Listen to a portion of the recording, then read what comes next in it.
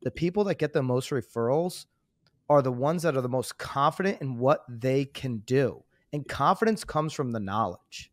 Confidence comes from really leaning in to all of the stuff that's going on in the macro, whether you like when the economy leans political, or the economy might seem boring, or you got to look at jobs to understand what the 10-year, to understand the 30-year. Well, then you're not whine about it some more. All right. You got to know this stuff. It isn't about, how to fluff a pillow on a couch and make sure your stager will come in there and slap your client with a $2,500 bill. That isn't enough. If you're not getting educated about local and national real estate market conditions, news, economic data points, and anything else related to consumer decisions, you're doing yourself and your client base a disservice. This is the Knowledge Brokers Podcast. I'm Tom Toole. I'm here with Lisa Chinatti and Byron Lazine, and we had another surprising jobs report that just came out right before the show here. The expectations from all the people on Wall Street were to add 150,000 jobs in the month of September. The number came in at 254,000. So they were off by a good 66%. Unemployment dropped 0.1%. I like seeing jobs added to the economy. Just from being someone that likes to see people in work, Jerome Powell did say that the jobs report is going to be the bat signal for what the Fed does next year. And this big delta on the prediction versus where the payroll surged to makes me a little nervous about what's going to happen later in the year. Byron, I want to hear your reaction first. I know you're looking at the 10-year and what could happen to mortgage rates because of this. What do you think is going to happen? Yeah, glad to be back on the pod with you guys, by the way. Yeah, it's about time. It's like been a month. No, it's been 2 weeks, and I've Feels seen like a lot of Lisa this week, so it's a pleasure to keep that going. So there's a couple things here. One, CME Group yesterday was at about a 60-40.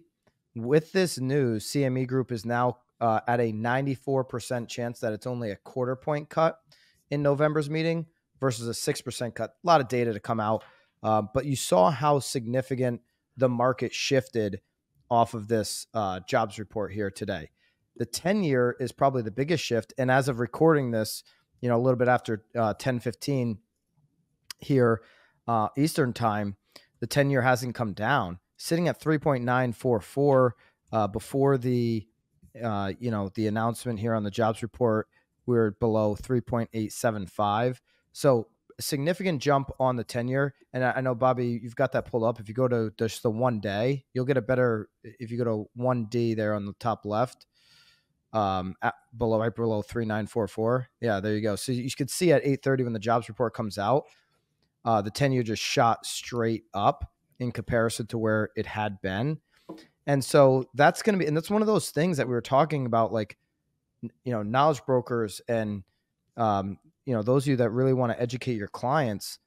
When the Fed cut the rate last time, we had said, hey, a lot of this 30-year fix is priced in. So that was the opportunity potentially, if somebody really needs to, get as close to 6 or just under 6% on the 30-year fixed, that was the opportunity to make sure everybody knew about it. Yesterday, the 30-year fix closed out on the daily read, according to Mortgage News Daily, at 6.26. And with a pop like this in the 10-year, like 6.4 is a possibility to close out here before the weekend. We won't know, before the end of this pod. But 6.4, closer to 6.5 is a reality. And it's going to be harder for many buyers to get locked in at that Walmart pricing of 5.99, which is, it's a feel-good price when you get a 5 in front of it as opposed to a 6. It's the same thing, like, for golfers who are trying to break 90, an 89 is so much different than a 90 on 18 holes, even though it's only one stroke.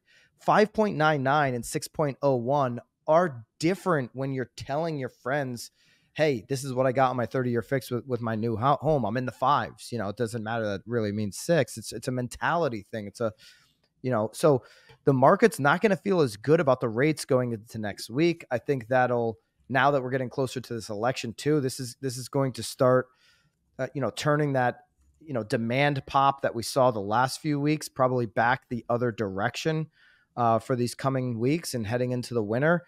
Maybe there's an argument against that.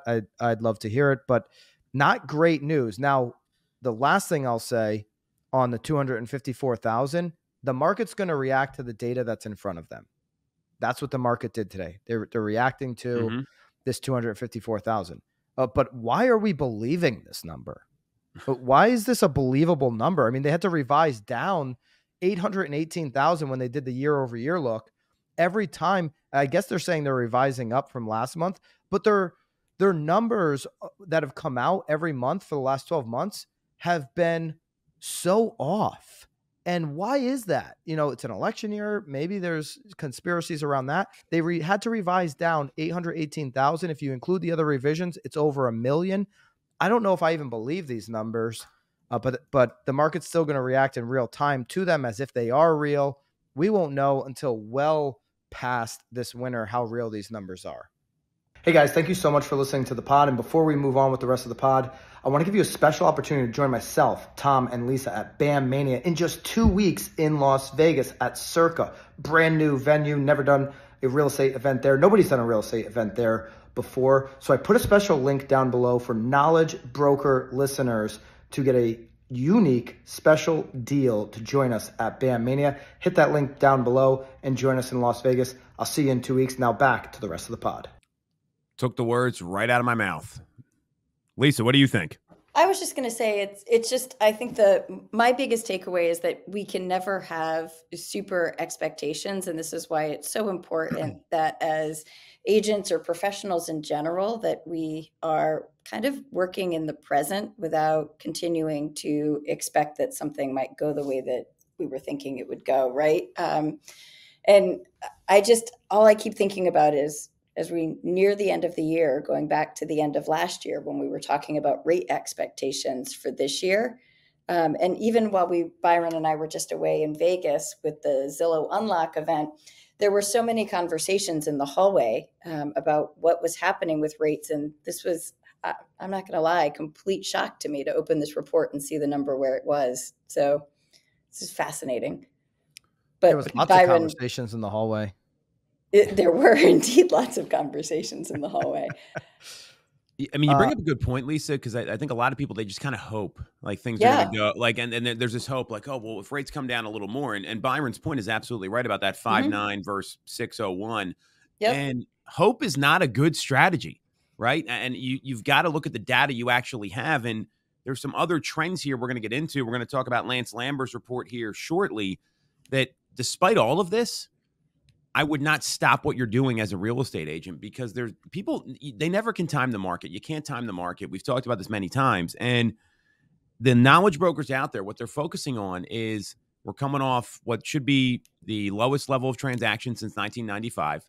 And the people that are taking the fourth quarter by storm and looking at this as a time to build their business for 2025, the rates are going to do what they're going to do. Someone that's motivated to buy or sell a home will transact anyway in spite of this data. And that's the people you've got to find. So whatever what's going to happen here with rates and the Fed, I mean, I'm like Byron, I'm glad they're still going to be making a cut. There's still a cut forecasted at the November meeting. I was worried they might stall out here. So I think that's a positive. They've started cutting. They're not going to turn back on that. It's just going to be a matter of how much, I think. That's a positive, though. I think that's going to do a lot for the mindset of folks, at least in my view. Lisa, you had something to say there. Well, I was going to say, but I think one of the things that I'm kind of thinking is that I don't think any of us should be necessarily fully expecting even a quarter of a point. I don't think it's, completely outside of the realm of possibility that, like, I don't know. I think about, we went into the last meeting kind of thinking it was going to be a quarter and then it was a half, right? And I don't think we can totally put it outside the realm of the possibility that maybe there is no cut and it's just a hold steady in the next one. Could go either way, right? What else I was going to say is I think one of the other things that's, kind of interesting to think about is a couple of weeks ago, 2-3 weeks ago on the pod, we were talking about how despite the rate cuts, there were going to be some buyers who sat on the sideline thinking, I'm going to wait for the next round of rate cuts and I'm going to wait till it goes down. And it'll be really fun to see. So I don't remember which one of you just said that you think that buyers will stay. It might cool the demand that just kicked up. And it's an interesting question. Does it, or does it make some people stop to think maybe I should take advantage of this slightly lower rate before it potentially goes up even further again. They'd have to be really educated on that because people react based on what that current payment is coming in at. For the first time last week, we saw, for the first time in I think a couple of years, we saw year over year significant gap on mortgage applications when mortgage applications came out this week. It was like 8% from the same week the year prior on purchase applications in particular. I know the overall headline this week is that mortgage applications went down, but that's because refinances cooled off. Purchase applications actually went up 1% week over week. But the gap year over year, we hadn't seen that. We've seen a difference to the negative in the last couple of years on any week that you look. This was the first week in a season when you usually see cooling off. So we had just started to turn the corner on that. And I think the big thing you want to get in front of, your buyers right now, the people that you're working with, your clients, is that even if this gets back to 6.5, which I think with today's data is a real possibility, last October, October 18th of last year, we were at 8% even. Okay. So if we got back to 6.5, come October 18th of this year, which by the way is Bandmania. And if you haven't gotten your ticket, go to bandmania.com. You need to do that. But on October 18th of this year, we could be back at 6.5 the way things are trending here with today's report. We'll see where it comes in today. 6.5 versus 8 is a significant difference. And the difference in inventory right now in most markets is substantial. So there's more options. You actually have, when you go all the way back to like October, of last year, again, that 1 week you had 8%, but generally speaking, you have about the same demand. It's not like you have that much more demand for an increased product at a much lower price when you're putting a mortgage on it in terms of payments. So there's a lot of reasons to be a buyer this winter. When you get on the other side of November, you're going to have more confidence no matter who gets into office on people transacting. We're already at the low point of transactions. I think all of these things, all of these data points right now are a reason to be in the game in the winter. Really smart opportunity for people to maybe get themselves a deal now. And this uncertainty of where the rate, how much might it go up, whatever, is a good thing for the buyers in this winter season to be able to get a deal and negotiate a deal. Use these as talking points in your offer, especially if you're in one of those markets where, hey, there's, I think Skylar this week talked about there are buyers markets out there during her talk and presentation at Zillow Unlock, who says to me face to face, by the way, in one of those hallway chats, that she is coming on the pod. Lisa, you were there to witness that. I don't know if Nat, I'll believe it when I see it. That on recording. I don't know. No, Skylar says she is coming on the pod, so we can't wait to have you, Skylar. But all right, she did a great job talking about, hey, there are buyers markets out there. So if I'm in a buyer's market, this to me is just another data point I can present, or have my agent rather present to that listing agent, so that the seller gets that information. Put that in Lisa, how do you feel about this? I don't know if you do cover sheets on offers. We do. Tom does. We do. I'm sure most people do. But what about most knowledge brokers do? What about putting some of these data points on, the market dynamics that, hey, like Lisa said, deal in the real time right now. This is what it is. And that might make a seller think differently. Well, that relies on the listing agent to be able to communicate it as well. So yeah, that's a tough call, Byron. I've been on both sides of this, and sometimes you get these 3-page emails about all the reasons why the house is overpriced and they should take the offer. I don't know if you guys have ever gotten one of those. And then other times it's it can be really well received. When you have a great agent relationship, Lisa, you said it, that's so key in these situations. So you've got to be careful not to piss off the listing agent. I think that's a very real thing, because some of these people don't have, it's such a crapshoot who you're dealing with. So I like the idea of it, but maybe it's a conversation first, talking to them about it. Like, hey, Byron, I know you're a great agent. We can get this done, just to give you some idea what my client's dealing with. And this is probably not in a multiple offer situation. They're seeing this, they're seeing that. Have you talked to that about your seller? I think a conversation might be the good first step, because sometimes people, they don't get the tonality in the email, and it can really tick people off. Yeah. Yeah. If it's, written words are very hurtful. I understand. Byron knows how to hurt people, so he's very clear. It's not just written; it can also be spoken. Yes, I wanted to hit on something you said there, Byron. You talked about the opportunity in the winter market, and I mean, Warren Buffett has said many times, you want to be buying when a lot of people don't. And if you look at this inventory report from Lance Lambert, there are now 8 states that are above pre-pandemic levels when it comes to inventory, and that's obviously that means there's 42 that are not. And we're starting to see, and Connecticut is a really tough market. You've got the lowest inventory in the country. This is right on this chart here, and I'll send this chart over to Bobby to put up. You're seeing these things rise up, and it's 8 states with Washington, because I think they're like 7 homes below or something of what it would take to get to that number. So it was very, very close. And when you see that, you got a little bit of an elevated rate. I think Ryan Serhant said this, that you can always renegotiate the rate. You can't renegotiate the price. So I'm a big believer that if there's inventory rising and you get people waiting for the spring, that always happens.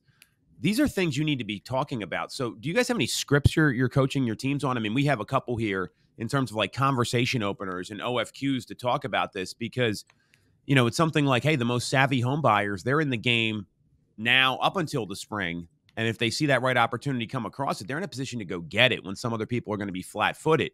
Would you be open-minded to learning about some of those strategies that we have available to see if we can find you maybe a little better property that's going to check your boxes, but there's a little less competition than there will be March, April, May? I mean, are you guys having these conversations? Are you coaching people on this now? Because to me, that's such an opportunity to get some engagement and get in front of people, whether or not they transact now or not.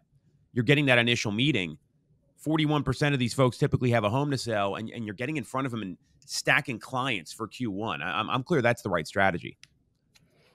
Yeah, I think we've taken your script and pretty much adapted it. Nice. But yeah. Thank you. You're welcome, I should say. Yeah. Yeah. No, I mean, it's a powerful script. I think maybe slightly different because Byron's the lowest in the country, but Massachusetts isn't lagging too far behind. We're definitely still a little bit lower. There is opportunity. I think Byron would share that same sentiment. It's just not as robust as it is in some other markets. My script, if we want to call it that, has been unchanged for over a decade, and it's unchanged now, even as Connecticut in particular sits at the lowest level of inventory. So it doesn't matter what level of inventory you are at when you're talking about this time of year, because what I train the agents to do when they're talking about this time of year is to open up. We have this thing on our MLS called Info Sparks, and it might be something different on yours, but where you can have a line graph for the last 20 years. It goes back to, I guess 21 years, because it goes back to 2023. And you open up this in 2003. 2003, 21 years. Yeah, sorry. Yeah. So you just go for sales price. You can go single family, median homes, and then you go monthly sales price. Okay. And out of every single year, the lowest level on this line graph, the line graph goes up and down, up and down, up and down for 21 years. Mm-hmm. The low points on every single year are either December, January, or February. And that's not unlike almost every market in the country. The lowest prices in a given month, if I close in February, which means I was shopping in the winter, mm-hmm. I'm going to have in a 12-month cycle the lowest price. Now, is this January going to bring a lower, price than last January? No. But is this January going to be lower than this past June and the future June? Absolutely. And that's the thing where it's like, buy in the bottom of those valleys there. Like, don't buy at the peaks, buy in the valleys if you're a buyer. And showing them, I don't know what's going to happen this winter. There's a lot of uncertainty. We have low inventory, all of that. I do know for the last 21 springs, buyers who closed in the spring paid higher than the buyers who closed in the winter. So at the very least, looking right now, I get it. We all can agree there's going to be more options come the spring, and it might be easier to move when the weather breaks than when it's really cold and all of that.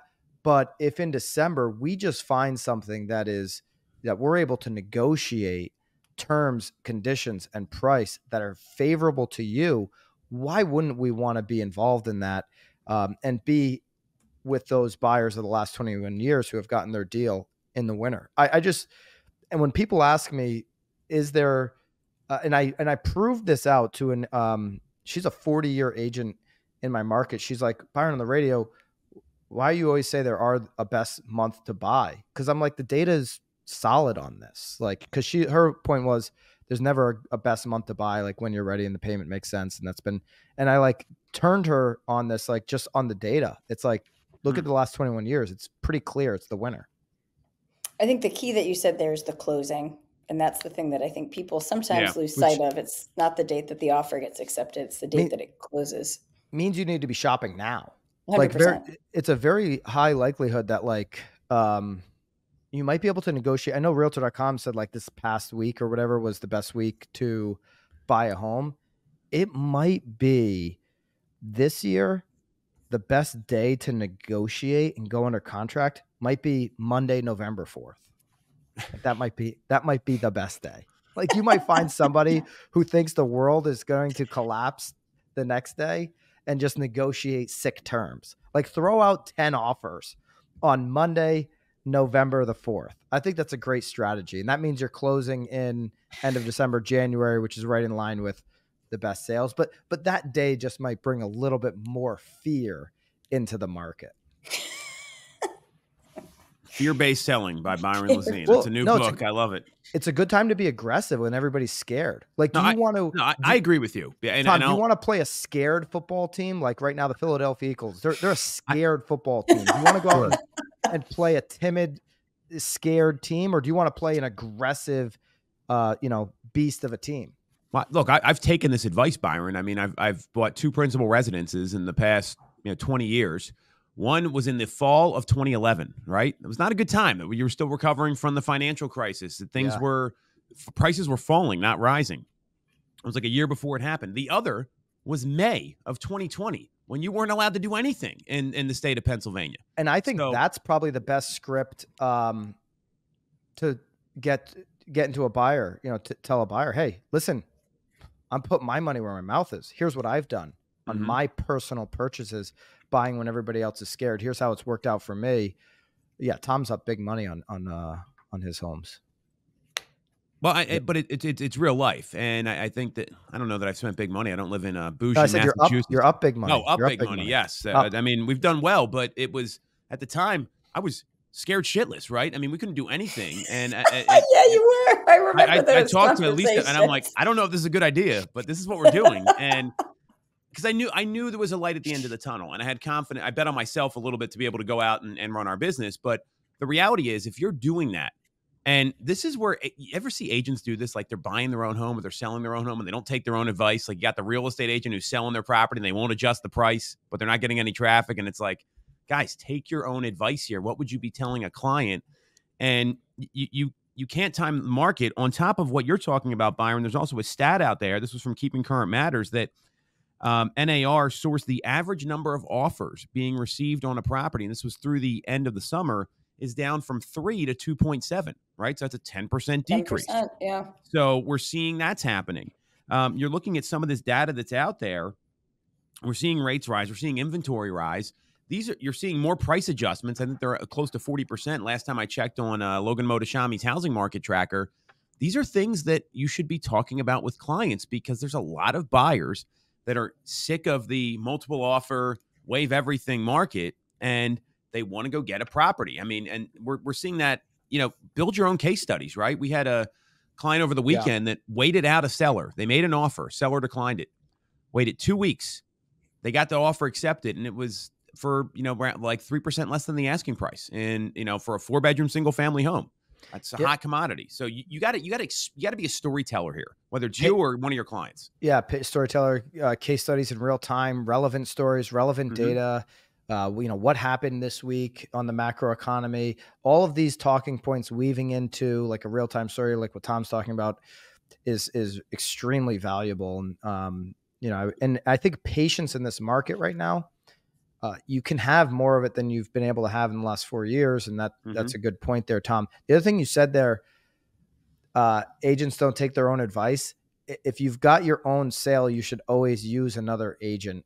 That's like a rule of thumb. You shouldn't list your own house because that's how I've gotten into trouble that way. There's some E&O concerns with that. Like this is real life. Like, keep going. This is like, if you're going to say here's the other thing. Like, why are you listing? I never got this with agents. Like, why are you listing your own house? You're the seller, you're the homeowner, but yet telling other people they need an agent. Well, I am an agent.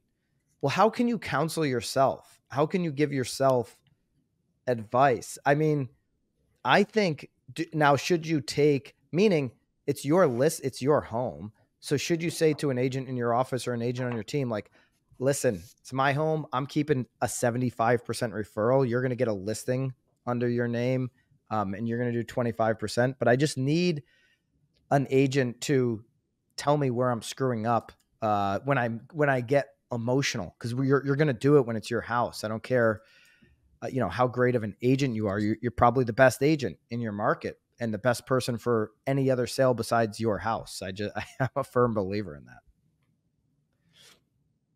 So we got inventory rising. We've got this job report here. How are you talking to agents on your respective organizations about what to do with all this? We're talking about the scripts. I'm a big believer that you've got to look at a couple different things. I put a couple points down here I wanted to go over with you guys with all this information. So one is, we're in this season of October. So how are you using this to business plan appropriately? Like, are you are you realizing the market's going to be different? Does that increase your conversations, increase the number of appointments you go on? How are you handling current clients with this data around price adjustments? And what are you doing in listing appointments differently now that we're seeing rising inventory and some homes stick on the market? I think this is really relevant stuff because a lot of agents don't know how to deal with this.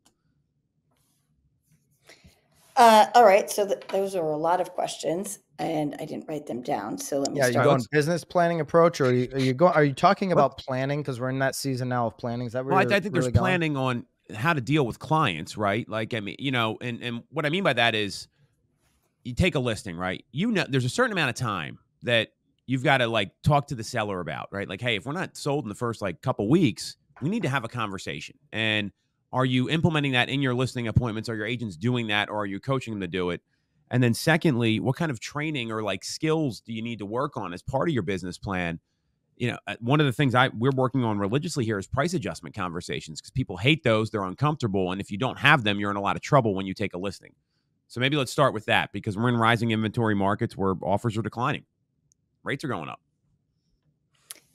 Yeah, I mean, I go back to the same things that I've been saying a bunch. It's all about role play and practicing so that you're prepared to have them ahead of time. And I think understanding the dynamics of each individual market is super important. So price adjustment conversations, when to list, I think some of the other stuff, it's a flip side, right? So for what Byron just said, there's opportunity for buyers, but so it's also future pacing sellers and understanding the true motivation of why they're considering selling and when they need to accomplish that goal by in order to stay on track with all of their other goals. So that becomes one part of it. The business planning side of it, we are starting our business planning in a couple of weeks. My travel schedule the next few weeks is bananas. But starting that, one of the pieces of homework that I've given folks here in the office is to start gathering their actual numbers from 2024 that we can go into the business planning conversations for 2025, not working off of hypotheticals and the I think this is my number, or I feel that's my number, but we're giving them a couple of weeks to start tracking their conversation to appointment ratio and to start tracking some of the other stuff as well. And then also tying into business planning money. And it's that time of year to start. Go, Byron. I think understanding the numbers, what you just said. Yep. If you say, hey, I did 20 buy-side transactions in 24, and I did 4 listings in 24. Now, what a lot of agents will do, they'll be like, I want to flip that. I want to do 20 listings in 25 and just 4 buyers in 25. You're not going to have a dramatic shift like that. Nope. Just like, it just doesn't, like, first of all, over the next 4 or 5 years, a lot of these if you're a buyer, primarily a buyer agent right now, in the next 4 or 5 years, if you treat your clients like clients and really create a relationship with them and offer value, and it's like one of the reasons we're all passionate about Mosaic. It's like, how do you stay in front and bring your client into your world over the next 4 or 5 years after they close and give them value, right? If you're doing stuff like that, you're going to see it start to shift where maybe it's now you're at 40% listings, 50% listings, 60% listings, but you can't just come to the table in November and be like, yeah, I want to just completely flip and be a listing agent next year, because if you do that, then you're going to end up going from 4 to maybe 6 listings, and you're going to give up on your buy side business. You're going to end up with 10 deals next year instead of 24. So you have to be realistic. If you look at the data, what Lisa's talking about, man, 20 of my deals came from the buy side. I can probably grow that to 24. Maybe I need to get a little additional help or support on that, because I want to take listings from 4 to maybe 8 or to 12, one a month. Now we're talking about realistic steps forward that you can start to build on, but just completely changing the business overnight isn't realistic. And well, what I'll add to that too, one of the other things that I talk to agents about a lot, and I know you guys do as well, is understanding lead sources, right? And like, so that's the point. You obviously have a lead source in the buy side, which you're not able to capitalize on the list side. If those are your numbers. Yeah, no doubt. But I think even getting a little bit more granular, and especially in, I think all 3 of our offices, if I'm correct, we all work with different split models based upon each different lead source. Now, some are fairly kind of comparable, right? An online lead, the skills to convert an online lead or an online lead. But for an agent to switch from, working with online leads and now all of a sudden saying, I'm going to work to, what's on a buy side, maybe all open house leads, right? It's not just don't change the type of business from buyer to seller, but understand that the skills don't necessarily transfer at exactly the same rate. And it's generating the leads. And sometimes when you switch generating from Google to generating on social media or YouTube, right? I still have not cracked the code on how to really efficiently generate leads on YouTube. Like, no matter how much I kind of try to research it and put it all together and talk to folks who are super experienced at it, I myself, if I had said, I want to give up on all of my Google leads and move it all to YouTube because they're supposed to be higher intent and I pay pennies for a YouTube view, and thus, in theory, pennies for a YouTube lead, I would sink myself, right? So conversely, kind of looking at it in that respect as well. And YouTube's going to lean, even if it's brand YouTube, like a Ken Pozek, it's going to lean more towards buy side. Like Ken has been very open about this. He's got, such a huge, he does it more from the branding than what Lisa's talking about, through Google ads on YouTube. So you're still going to lean more heavily on buy side with YouTube.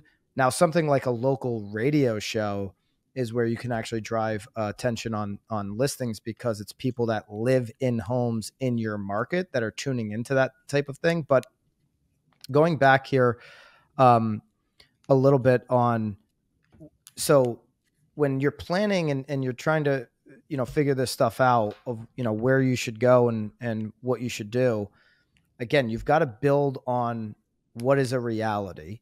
You can't stray too far from that. And you can't say, I'm going to go and make such a significant investment in one, especially in this season, in one direction that's not proven out. There has to be some proof.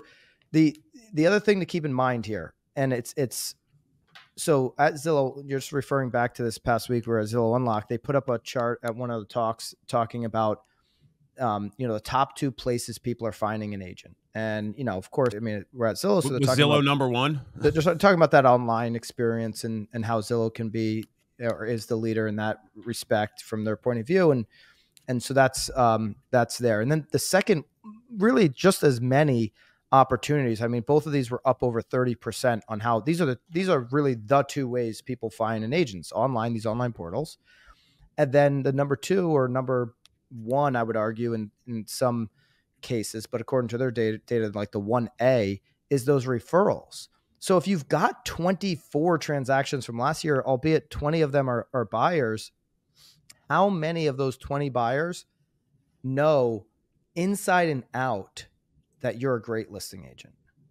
Know inside and out what you can do for a seller? Have you case studied those 4 listings that you have and provided data to those 20 buyers so that they can tell people that they know who might be thinking about selling?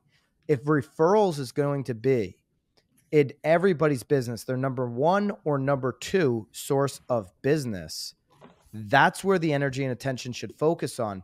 And I'll go to the reason of why this pod even exists. The people that get the most referrals are the ones that are the most confident in what they can do. And confidence comes from the knowledge. Confidence comes from really leaning in to all of the stuff that's going on in the macro, whether you like when the economy leans political, or the economy might seem boring, or you got to look at jobs to understand what the 10-year, to understand the 30-year. Well, then you're not whine about it some more. All right. You got to know this stuff. It isn't about, how to fluff a pillow on a couch and make sure your stager will come in there and slap your client with a $2,500 bill. That isn't enough. You got to know this stuff inside and out. You got to be so freaking dialed in so that when you have a conversation, wow, you stand out. You have what does David over at KCM always say? Like, have a position. Have a strong position and be able to back it up. Don't do, my friends at KCM, they're my friends, but don't do what they did and predict 5% rates, because that'll come back to bite you. But have a position backed on what's happened and what's happening right now in the moment and how you can help with the solution.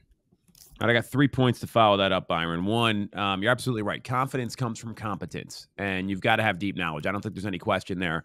2, you're talking about this business planning that people do. And there is this trend in real estate that people, that they do something that works and they're like, hey, Lisa, you know what? I know I did so well at this year. I'm going to stop doing that and do something else.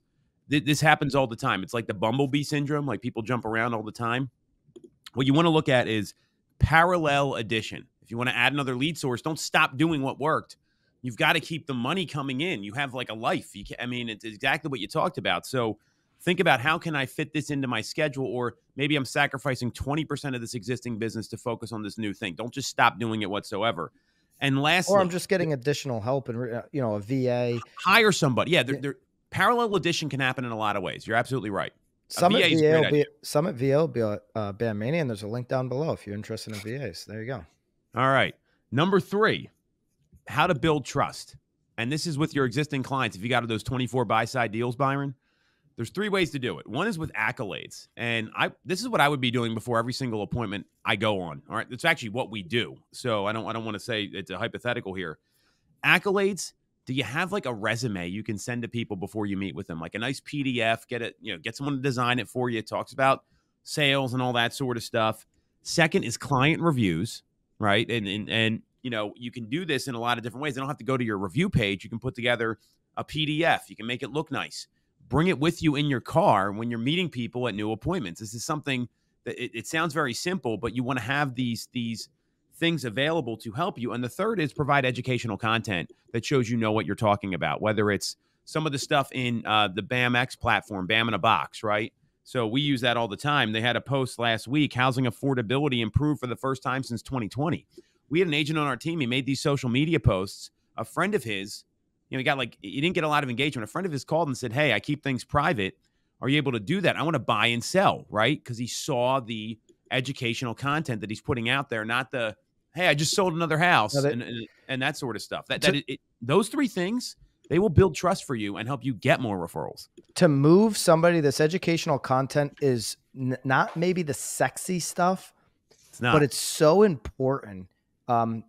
So we do that local radio show, and as do we. We have our one of our lender partners on the radio with us, and he just told this story actually this morning, in fact, that there was a buyer who was locked in with their bank. It was a local bank called Liberty. And the agent's like, hey, I want you to use, this lender, or at least have a conversation, right? He's like, I'm pretty locked in with Liberty. Sent them just the podcast clip of this local radio show. Said, hey, start listening. And he was getting approved for what is a Connecticut particular product called Chaffa. It's an FHA for Connecticut loan. But anyways, because of how educated, I mean, the lender that we work with, 23 years in the business, but just he comes from a place of like Dave Ramsey always says, he has like the heart of a teacher when he explains this stuff on the radio, breaking it down. And he's like, wow, this guy is more knowledgeable than anybody at Liberty on this product that I believe I need to use. Had a conversation and said, hey, the referral and sending over the clip, I wasn't ever thinking about going until I listened to you actually talk on the radio. And now I want to have a conversation. And he ended up winning that business. So, the referral is I think important, but in today's game, the referral works when you can back that up, whether you're writing papers on LinkedIn and putting that knowledge everywhere, or you're putting out some type of local radio show, or you're doing, a version of what I do on the hot sheet once a month or once a week and sending that out to your database. Like, have a pillar of, I actually know what I'm talking about. And then when you get into that face-to-face conversation, if you lean into this stuff, you just separate yourself from whoever else they talk to. Cause it's going to be like, what it's going to be on the other side. The talking points of your competition. And it's pretty easy to separate yourself from that. We had a pretty amazing listing appointment this week where you've heard my script guy, like the 3-point plan. Like, they're going to put a sign up, they're going to put it on the internet and wait for somebody to show up. This guy's interviewing 3 agents, calling around. Those are competitive appointments, right? And we went into the market data. He lives in an area where is the only homes this side in this particular school district. We sold one of them a couple years ago. And he goes, yeah, I interviewed someone yesterday. And they told me they were going to do exactly what you said. They're going to put a sign up and wait for somebody to show up. And we're getting this listing signed today because we know what the competition looks like. But that comes, Byron, from confidence in the presentation, practice, building competence to set that up so you can win because you know what the competition is going to look like. And if you lose to a great listing agent, like, that's going to happen, right? No one's going to sign all of them. But those are the people. I look at it as like an obligation that we have to get in touch with those clients, because that could have gone horribly wrong for them if the plan is to put a sign up and wait for somebody to show up. People always ask and get caught up on like, hey, what's the perfect presentation? And I think every agent, even the best of the best, should have a structure of how they're going to present. But the best presenters in this business are the ones that have such a deep knowledge base that they can ask a lot of questions and take the conversation in a variety of different paths, and have solutions no matter what path they go down, because they just know their stuff inside out. Like, Lisa, think about who we were hanging out with this week. Our friend, she came on the pod, friend of the pod, all 3 of us, one of our great friends is Jill Biggs.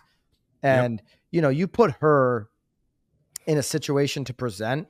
She doesn't need a presentation. She knows that Hoboken market inside and out. She knows exactly the talking points in that finance community and, what it's going to take in the market. I mean, she comes off as somebody who is, I don't know, flamboyant, I don't know if that's the right word, flamboyant Jill Biggs, but like she's a salesperson, right? But 100%. When you dig into Jill and ask her questions about, she knows that market cold. I mean, and she knows what's going on macroeconomics. Like, she'll trick you. You might not think that if you just get the first impression of Jill. She knows what's going on Wall Street, because that's where her buyer is coming from. And you got to know that stuff. My last point on business planning, just one thing that I'm always super passionate about is making sure that it's great to take all of this information, to practice it, to up your skills, and to dream big and to set lofty goals. But one of the other things that I'm super passionate about is understanding that in business, like healthy business growth, if you can attain 10% year over year growth, that is phenomenal. And we always love to hear the stories of people who double, triple, 10x their business, but that's not normal. It's a one-off. Yeah. And so I always just like to remind everyone with all of these conversations is that being realistic and not setting yourself up for failure or for disappointment or for feeling less than is really important, but also making sure that you balance budgets around realistic and attainable business growth. It's just something that I felt like I needed to tag on with some of this. And maybe at the bottom of your business plan, you can write one line. It's actually something Jill said to me the other night. If you don't ask, you don't receive. So you've got to ask for these referrals. You've got to ask for the business. You've got to make all the phone calls. Like at the end of the day, you don't get to show off what you know and in that knowledge unless you're doing the reach out and the asking. And you'll never get it if you don't ask for it. Facts. All right. Want to wrap up with takeaways from Zillow? Yeah, give us your takeaways from Unlock. Okay. I have none. I know you bailed on us. So I had a couple. I think that there's always some interesting market news and some industry stuff. I think my biggest though were around the integrated consumer experience. And Tom, you are an enhanced market now, correct? Hold on, Lisa, you're going to be talking over people's heads with enhanced market and this kind of stuff. I agree. Well, I'll go back to the integrated. I'm just going to say, hey, Zillow Unlock was, a couple day invite only event by Zillow for their partners. For those that don't know, listen to don't know. Enhanced markets are markets that are essentially have more focus on some of the new integrations that Zillow is doing with their lead partners. And, obviously, you got flex partners and market-based pricing. Zillow's putting a bigger emphasis on their flex partners, which pay a referral fee versus the market-based pricing. So just a little bit of a breakdown of like what's there. And from the CEO at Zillow to every top executive, they're all there with those partners. And so then go ahead and talk about the integration there. Yeah, so it's funny because as we were sitting in one of the main sessions where they were talking about their vision, right? Like I always look at the Unlock event as their opportunity to get in front of all of their biggest partners and customers and talk about what the vision is for the company over the next 12, 24, 36 months. And it's been a hot minute since we heard them talk about the phrase that I remember, if we go back, is the super app. Is what they used to call it. Do you guys remember when that was all the rage? Yeah. They love it. And but there were maybe 1 or 2, maybe 3 years where talk about the super app had kind of stopped. And maybe it didn't totally go away, but it wasn't at the front and center of everything. And I think one of my biggest takeaways it was on the earnings calls though. They talk about no doubt. Yeah. But in front of us, they hadn't really talked about it as much. And it was really impactful to see it front and center back in front of us at Unlock. And I remember there were some screen shares of what that's going to look like. And I remember just thinking, I can see how consumers are actually really going to like this. I think why it made such a big impact on you, because I do hear super app from, Rich, and now obviously Jeremy's the CEO, but in those earnings calls, but I believe that this was the first time we visually saw what that world will look and feel like to a consumer. I wouldn't say at its completion, because they're always going to be iterating on that technology, but as close to what the end vision at any other point has been. That was the I guess the look behind what's been going on, the closest look to it that we've seen. Yeah. And so it was just, for me, it was, that's maybe the best way to articulate it, but to see where all of that is streamlined in. And in my head, I'm like, I can see how consumers are going to love this. Think of an easy to use app like Uber that's got your agent, they're going to be pushing Zillow Home Loans. Title, you sign your closing in the app, we've scheduled the appointment. Like I was just, schedule the appointment for your closing. like walking through the hallway with you, I don't remember who I was walking through it with. And I was like, think about all of the emails and the text messages and the phone calls that could be eliminated by having it, like, it pops up in the app and it's like, okay, pick the date and the time for your closing. Pick whether you want to sign in person or if you want to sign in the app. And I was like, I think, I mean, one of our 𝐷𝐸 is somebody that's building out an experience on transaction that for, because this is going to be, Zillow's trying to get from 3% of transactions to 6%. There's still 94% of transactions out there. Yeah. And so you better have your own solution for your clients that, without a doubt, if you're somebody that's like, I'm just not a Zillow partner, I'm not going to be there. Well, you better have a solution that feels like that has, a lot of the components of the transaction all in one place where the client can actually see what's powerful about the super app and what's powerful about what like Sheila's working at 𝐷𝐸 is it gives the client the ability to see what's going on and not go into 25 different email threads like what you're talking about, Lisa. That is a frustrating place to be for a client. They want to see. I want to see why. I want to watch my Uber app because I'm going to cancel your ass if you take a left when you should have taken a right to go pick me up. And I'm going to just try to book another driver who's smarter than you. Why'd you take that left? It's costing me 5 minutes. I'm going to cancel you and pick up a different ride. Yeah, no doubt. What is your Uber rating with that mindset? I mean, it's got to be like a 3.8. Jesus. No, I'm like a 4.7. I'm not terrible. I'm not like Josh Rubin. Josh Rubin got to be a 3.8. And then there is the giant elephant in the room for Flex partners with the announcement of the program fee. And you are one of those lucky folks who's rolling out quicker than me and Tom. They haven't even told me yet, by the way. Talk about this, Lisa. This is one of the most well, then delete things. This from the pod. Oh, all right. I mean, I guess once it's at an event, it's not going to listen. All right. Just delete that part. Edit it out. No, we don't have to delete it. Listen, I got a hard stop in 1 minute anyway. So maybe why don't we just, if you're a partner of any portal, Home, Zillow, or Realtor, where, I would argue Zillow and Realtor is where all the traffic lives right now, or sticky traffic, I should say. There's definitely traffic on homes, but sticky traffic, there's going to be a cost. And so, it's interesting. Next week, there's a report being released that Andrew Flachner did over at Real Scout, and we're doing some information on it with them. And it's interesting, the bigger teams, how much more they're willing to spend than smaller teams for certain leads. And it's because of the quality of that particular lead. And so cost, is cost going to be driven up or down in 2025 on the real quality leads? Well, as transactions are lowered, I think you're seeing that cost is being driven up on those leads. And that's why the bigger teams have those, because they can operate on a smaller margin than maybe a smaller team would be willing to. All right. I guess we'll wrap there. Tom,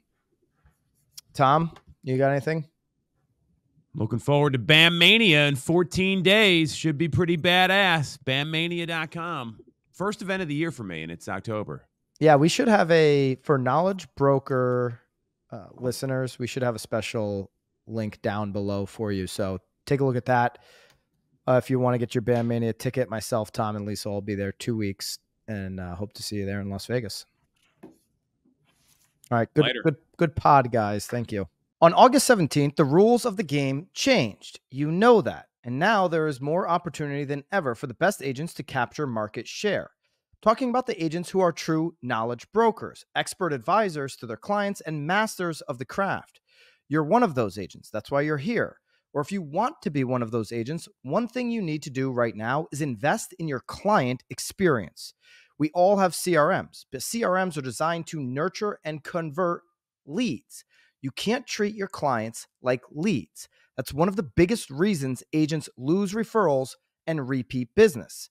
What you need is a CEP, a client experience platform, to give your clients the best digital experience possible. The CEP my team and I use is Mosaic. Mosaic kicks in when a lead becomes a client, providing a seamless experience from search to closing, transaction management to long-term client retention.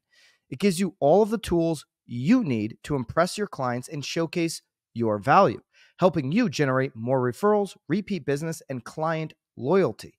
Mosaic is a huge competitive advantage for agents, but spots are limited in each market, and some are already full. Head to mosaic.io or click the link in the description to see if there's any available. Head to mosaic.io, or click the link in the description to see if there's any availability in your market. Don't miss your chance to build a lasting edge over the competition. At BAMX, we listen to what real estate professionals want and need. That's why our platform is filled with sought-after courses, content, and tactical assets for your business. And that's why we launched BAMX in a box with templates and scripts done for you, delivered each Friday. The best part? It's not coming from panel pontificators who bought their followers and don't sell any real estate. It's coming from top agents, team leaders, and content creators in the industry. It's education that actually shows you how to do what you need in today's market. And now it includes editable templates and scripts so you can easily deliver that knowledge to your database. Every day, we continue to add more content into BAMX, into our private Facebook community, content that works, content that our members have exclusive access to daily. Do not wait any longer. Use code KNOWLEDGEBROKERS and join the thousands of agents taking their business to the next level today. Use Knowledge Brokers for 10% off. See you in BAMX.